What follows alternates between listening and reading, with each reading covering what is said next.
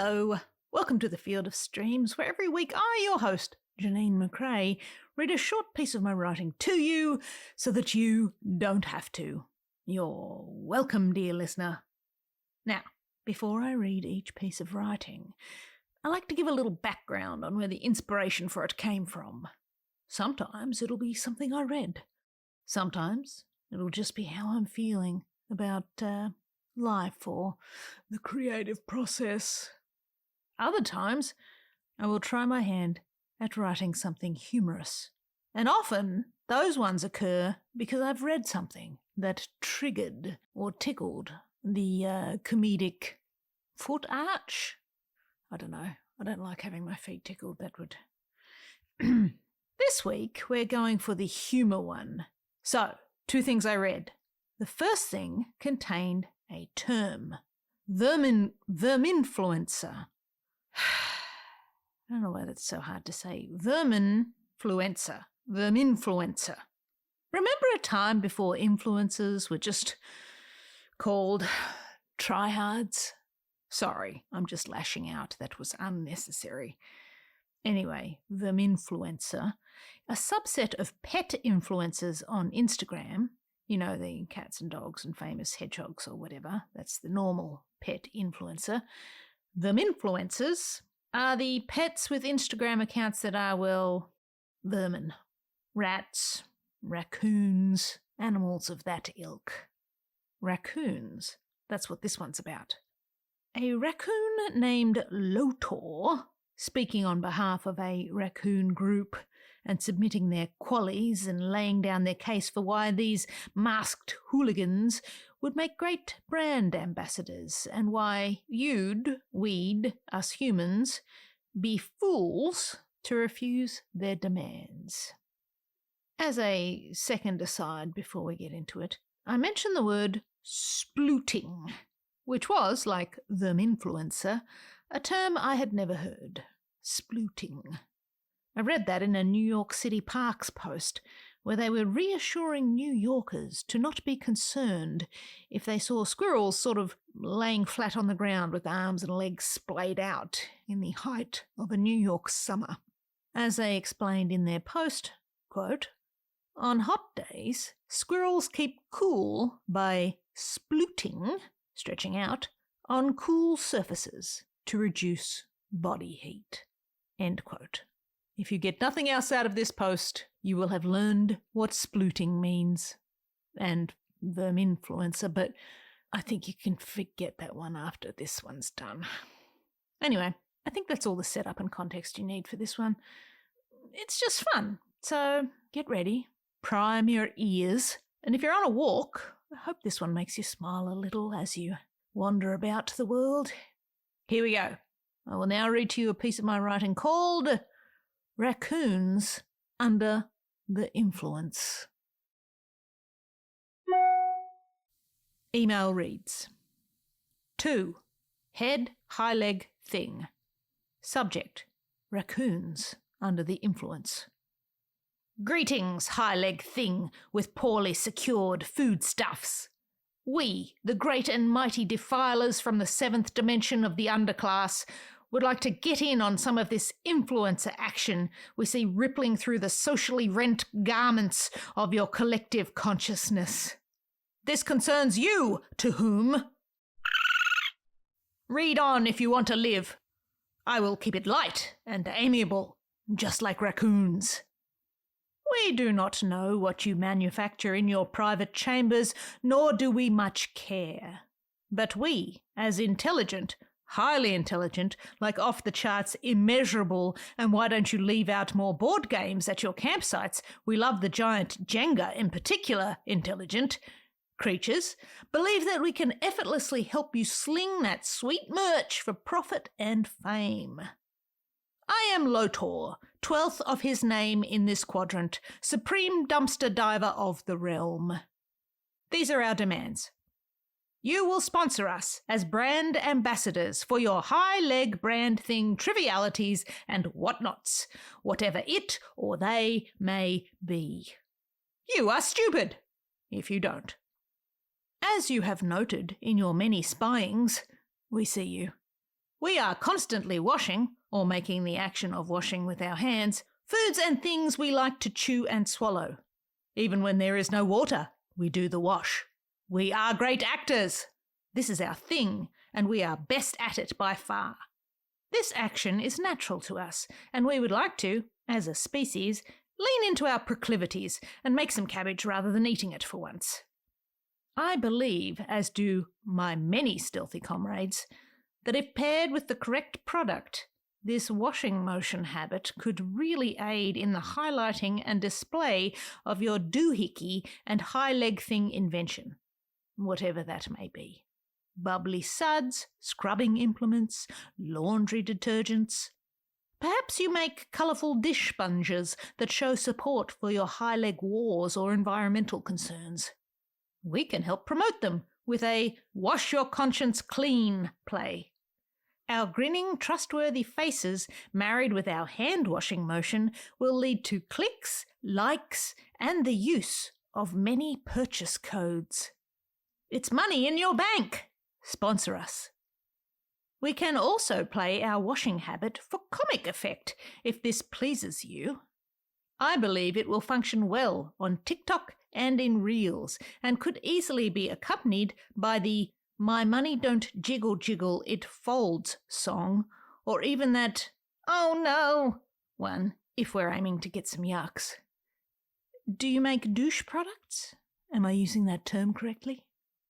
This is a great marketing opportunity for you, and you will be honoured when we raccoons rep your meagre and underperforming brand. More high-leg eyes on your Who Needs That prize.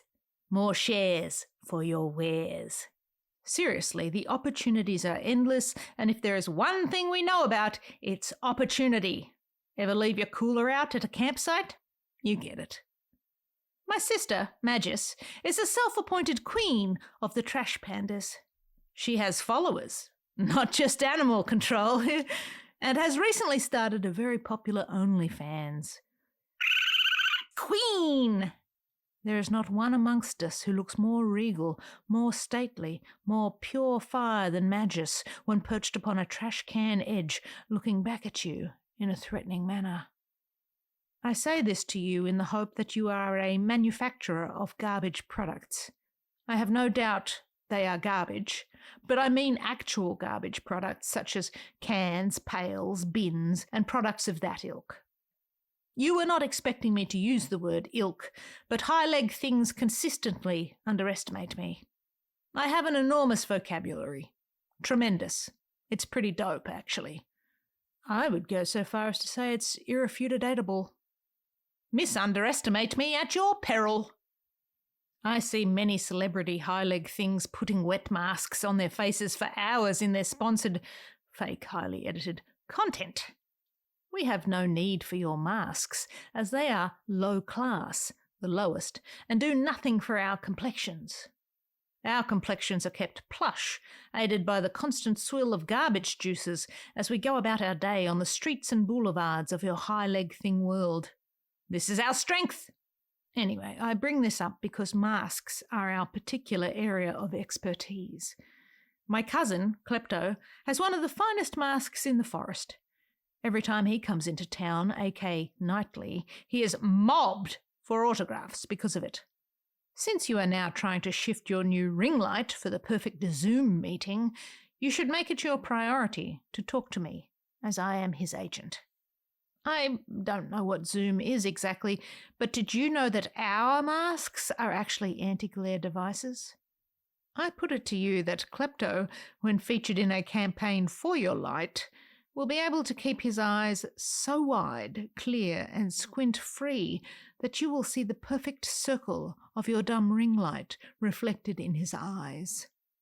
This will lead to more clicks, plus hashtagging with hashtag cute of the day or hashtag timeline cleanser. It will be bookmarked and saved to collections within seconds of viewing, with many friend-get-friend and non-abandoned baskets in the funnel. To reiterate, you are a fool to ignore this opportunity. We hear great things, many great and mind-blowing things to explode the minds of high-leg things, but not ours. We hear that splooting is the new craze and are somewhat miffed that squirrels, opossums, skunks and other verminfluencers are hogging the limelight. We are smart. They are not.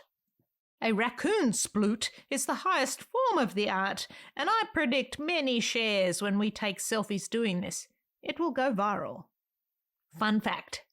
We are the second most reported rabid wildlife species after bats, and the words distemper, roundworm, and leptospirosis are often found in the vicinity of our name.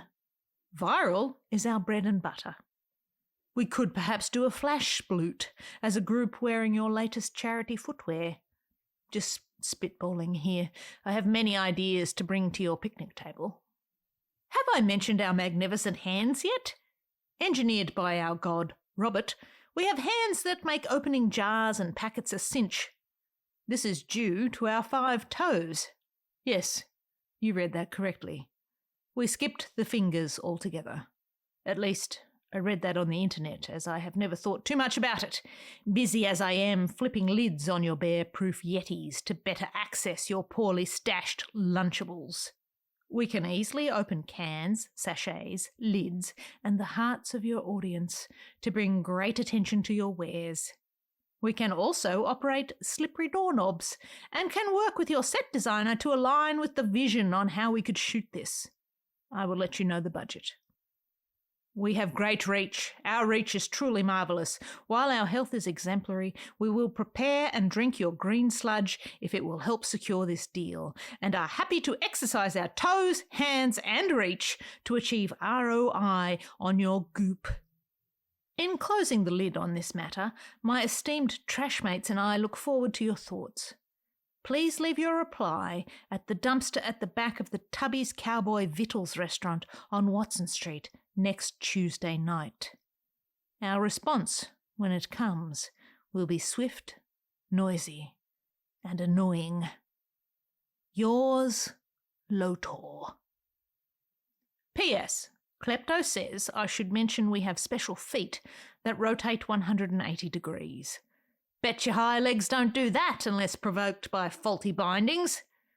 PPS, I recently acquired my remote pilot certificate from the FAA. Drone footy for the boys is assured. And there you have it, today's episode. You may have noticed there were quite a few fun facts about raccoons in there, like how they do that washing motion. That's a thing. I sort of enjoyed looking up some facts about raccoons to write this one. But I digress.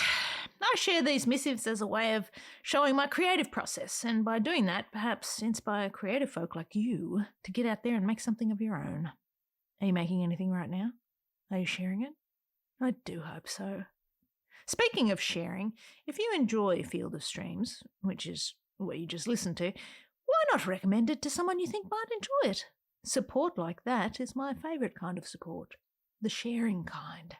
You can also subscribe to my newsletter, The Stream, at janeenmccrae.substack.com, which is where these pieces originally come from. But for now, I will leave you with this. Love what you love, and I'll see you out there making stuff.